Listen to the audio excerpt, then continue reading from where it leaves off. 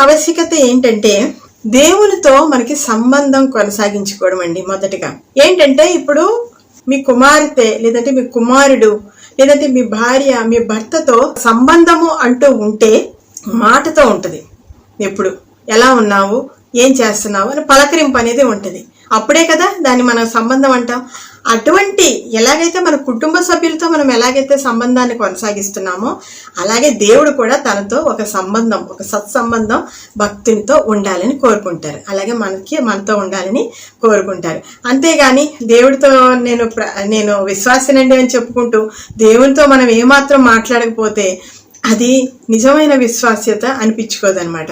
అందుకనే చూడండి, మొదటగా మనకి ఈ ప్రార్థన అవసరం ఏంటంటే దేవునితో మనం కొనసాగించే ఒక అనుబంధము, సంబంధం. అలాగే ఇంకా చిన్న బిడ్డలు అయ్యి ఏదో ఆడుకుంటుంటే తల్లి కూడా తన పక్క గదిలో పని చేసుకుంటున్నా కూడా మళ్ళీ బిడ్డను ఒకసారి అలా అలా చూసుకుంటూ ఉంటుంది. లేదంటే ఆ బిడ్డ ఏదో ఒక స్వరం వినిపించాలి.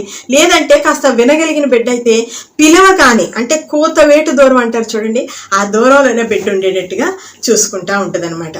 అలాగే దేవునితో సంబంధం ఉంటే మనం పిలవగానే ఆయన పలుకుతాడండి. ఒక్కొక్కసారి చాలా మనకి అవసరతలు ఉంటాయి కానీ గబుక్కున్న సమాధానం రాదు. అంటే ఏంటంటే ఆ సంబంధాన్ని మనం ఎంతో దూరంగా ఆయన అలా అలా అలా దూరంగా జరిపేస్తాం అనమాట.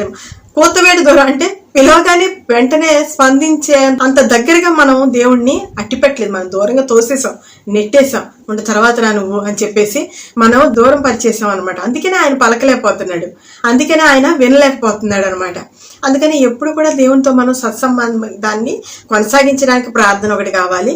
ఇంకో విషయం ఏంటంటే ఇర్మియా గ్రంథం 29వ అధ్యాయం 12వ వచనంలో, మీరు నాకు మొరపెట్టుదురేమి, మీరు నాకు ప్రార్థన చేయొచ్చు వద్దురేని, నేను మీ మనవి ఆలకింతుని, నాకు ప్రార్థన చేయొచ్చు వద్దురేని అని ఉంటుంది. అదేదో ఒక 5 నిమిషాలు మార్నింగే ఏదో స్పీడ్ గా చెప్పేసి, లేకపోతే భోజనం ముందు నీకు స్తోత్రం నాకు ఆత్రం అని తినేసి ఇలాగ, అంటే అసలు ఏ సంబంధం లేకుండా స్పీడ్ ప్రార్థనలు చేసేసి నువ్వు నా వెంటరా అంటే రాడండి.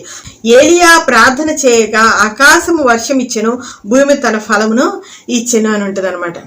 ఎప్పుడు మనకి చాలా అద్భుతాలు జరగాలని కోరుకుంటాం, అద్భుతాలు అందరూ ఆశిస్తారండి. ఒక్కొక్కసారి అసలు అద్భుతమే జరగాలి, ఒకసారి కొన్ని రోగాలకు మందులు ఉండవు. అలాంటప్పుడు అద్భుతం జరిగితేనే అతను స్వస్థపడతాడు. కొన్ని సమస్యలకి అసలు సమాధానమే ఉండదు, ఈ భూమి మీద ఏ సమాధానం ఉండదు. అక్కడ కూడా అద్భుతం జరగాల్సిందే, మిరకిల్స్ అనేవి కావాల్సిందే. విశ్వాస సహితమైన ప్రార్థన అలాగే ఒక రోగిని కూడా స్వస్థపరుస్తుంది అన్నాడు కదా. రోగాలన్నిటి నుంచి కూడా స్వస్థత కావాలంటే విశ్వాస సహితమైన ప్రార్థన ఉండాలి. ప్రాణము మౌనంగా నుండక నిన్ను కీర్తించినట్లు నా అంగలార్పు నీవు నాట్యముగా మార్చి ఉన్నావు. ఎప్పుడండి, ఎప్పుడు అంగలార్పు నాట్యంగా మారుతుంది? దేవుని దగ్గరికి వస్తేనండి. దేవుని